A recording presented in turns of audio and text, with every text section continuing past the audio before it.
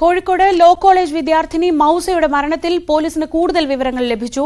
മൗസയുടെ mobile phone മരിക്കുന്നതിന്റെ തലേന്ന് ആൺ സുഹൃത്ത് എടുത്തുകൊണ്ടുപോയതായി സുഹൃത്തുക്കൾ മൊഴി നൽകി.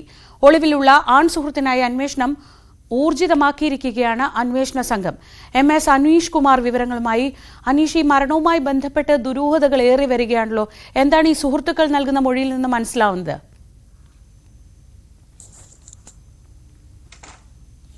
സുഹൃത്തുക്കൾ നൽകിയ മൊഴി അനുസരിച്ച് ഈ മൗസയ്ക്കൊരു ആൺ സുഹൃത്തുണ്ടായിരുന്നു. ഇയാൾ മൊബൈൽ ഫോൺ തലേദിവസം, അതായത് മരണത്തിന് തലേദിവസം എടുത്തുകൊണ്ടുപോയി എന്ന വിവരമാണ് പോലീസിന് ലഭിക്കുന്നത്. മരണത്തിന് പിന്നാലെ ഇൻക്വസ്റ്റ് നടപടികളൊക്കെ തയ്യാറാക്കിയപ്പോൾ പോലീസ് മുറിയിൽ തെരച്ചിൽ നടത്തിയിരുന്നു. അപ്പോൾ ഒരു കടലാസ് കഷ്ണത്തിൽ 3 ഫോൺ നമ്പറുകൾ എഴുതി വച്ചിരിക്കുന്നത് മാത്രമാണ് കണ്ടെത്താൻ കഴിഞ്ഞത്. അത് വീട്ടിലെ അച്ഛൻ്റെയും അമ്മയുടെയും അമ്മാവൻ്റെയും നമ്പറുകൾ മാത്രമായിരുന്നു. തുടർന്ന് മൊബൈൽ ഫോണിനായി തെരച്ചിൽ നടത്തിയെങ്കിലും ആ ഫോൺ കണ്ടെത്താൻ കഴിഞ്ഞില്ല. ഇതിന് പിന്നാലെയാണ് സുഹൃത്തുക്കൾ മൊഴി നൽകിയിരിക്കുന്നത്. തലേദിവസം ഈ ആൺ സുഹൃത്തുമായി ചില പ്രശ്നങ്ങൾ ഉണ്ടാവുകയും അയാൾ ഈ ഫോൺ എടുത്തുകൊണ്ട് പോവുകയും ചെയ്തു എന്നാണ്. പിന്നീട് ഈ മൗസ ഇയാളെ മറ്റൊരു ഫോണിൽ നിന്ന് വിളിച്ച് ബന്ധപ്പെട്ടപ്പോൾ ആ ഫോൺ അവിടെ തന്നെ വെച്ചിട്ടുണ്ട്, ആ മുറിയിൽ തന്നെ ഉണ്ടായിരുന്നു എന്ന് പറയുകയും ചെയ്തു. പക്ഷേ പോലീസ് അരിച്ചു പെറുക്കിയിട്ടും ആ മൊബൈൽ ഫോൺ കണ്ടെത്താൻ കഴിഞ്ഞിട്ടില്ല. ഈ ആൺ സുഹൃത്തിന് വേണ്ടിയുള്ള തെരച്ചിൽ ഈ മൗസ മരിച്ച അന്ന് തന്നെ പോലീസ് ആരംഭിച്ചെങ്കിലും ഇയാളുടെ ഫോൺ സ്വിച്ച് ഓഫ് ആണ്. ഒപ്പം മൗസയുടെ ഫോണും സ്വിച്ച് ഓഫ് ആണ്. അതുകൊണ്ട് ഇയാളെ കേന്ദ്രീകരിച്ചാണ് ഇപ്പോൾ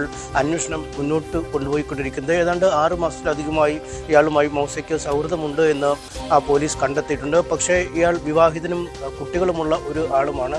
ഇക്കാര്യം അറിയാതെയാണ് മൗസ ഇയാളുമായി ചങ്ങാത്തത്തിലായത് എന്നാണ് കൂട്ടുകാർ പറയുന്നത്. ഇതറിഞ്ഞ ശേഷം വലിയ മാനസിക വിക്ഷോഭം ഉണ്ടായിരുന്നു. ഇതേ ചൊല്ലി പലവട്ടം രണ്ടുപേരും പ്രശ്നങ്ങൾ ഉണ്ടാവുകയും ചെയ്തു. ഒരുപക്ഷെ ഇതുമായി ബന്ധപ്പെട്ട പ്രശ്നങ്ങൾ തന്നെ ആവാം മരണത്തിലേക്ക് നയിച്ചത് എന്ന ഒരു നിഗമനത്തിലാണ് പോലീസ് ഇപ്പോൾ എത്തിയിരിക്കുന്നത്. ഈ സംഭവ ദിവസം രാവിലെ കോളേജിൽ നടന്ന കലോത്സവത്തിൽ പങ്കെടുത്തു. ഉച്ചയ്ക്ക് 12 കൂടിയാണ് ഹോസ്റ്റലിലേക്ക്, അല്ലെങ്കിൽ ഇവർ താമസിച്ചിരുന്ന മുറിയിലേക്ക് മൗസ വരികയും ചെയ്ത് പലവട്ടം കുട്ടികൾ ബന്ധപ്പെടാൻ ശ്രമിച്ചെങ്കിലും ഫോൺ സ്വിച്ച് ഓഫ് ആയിരുന്നു. കാരണം തലേദിവസം തന്നെ ഇയാൾ ഈ ഫോൺ കൊണ്ടുപോയ ഒരു സാഹചര്യം ഉണ്ടായിരുന്നു. ഇതേ തുടർന്ന് കാണാതെ വന്നതോടുകൂടിയാണ് ഹോസ്റ്റലിലേക്ക് എത്തുകയും മുറിയിൽ തട്ടിയിട്ടും കതക് തുറക്കാത്ത ഒരു സാഹചര്യം ഉണ്ടാവുകയും പിന്നീട് കതക് തല്ലിപ്പൊളിച്ചകത്ത് എത്തിയപ്പോൾ മരിച്ച നിലയിൽ കണ്ടെത്തുകയും ചെയ്തു. എന്തായാലും പോസ്റ്റ്മോർട്ടം റിപ്പോർട്ടിൽ ശരീരത്തിൽ ബലപ്രയോഗമോ മറ്റ് പാടുകളോ ഒന്നുമില്ല. അതുകൊണ്ട് പൂർണ്ണമായും സ്വയമേ തൂങ്ങി മരിച്ചതാണ് എന്നൊരു നിഗമനത്തിലേക്കാണ് പോലീസ് എത്തിയിരിക്കുന്നത്. അകത്തു നിന്നും മറ്റ് പുറത്തേക്ക് വഴികളില്ല.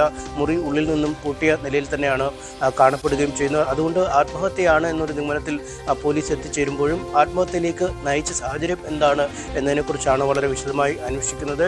മൃതദേഹം പോസ്റ്റ്മോർട്ടം നടപടികൾ പൂർത്തിയാക്കി ഇന്നലെ തന്നെ കുടുംബത്തിന് കൈമാറുകയും തൃശ്ശൂർ സ്വദേശത്തേക്ക് കൊണ്ടുപോവുകയും ചെയ്തിരിക്കുന്നു. ഇക്കാര്യവുമായി ബന്ധപ്പെട്ട വളരെ വിശദമായ അന്വേഷണം തന്നെ നടത്തും. ഇയാൾ ഈ സംഭവം അറിഞ്ഞ സമയം മുതൽ ഒളിവിലാണ്. കണ്ടെത്താനുള്ള ശ്രമങ്ങൾ ഊർജിതമായി തുടരുമെന്നാണ് പോലീസ് പറയുന്നത്. ഷീജ.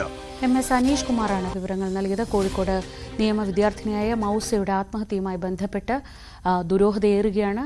ഫോൺ എടുത്തുകൊണ്ടുപോയ സുഹൃത്ത് ആര്, അയാളെ സംബന്ധിച്ചുള്ള അന്വേഷണങ്ങളാണ് ഇപ്പോൾ നടക്കുന്നത്.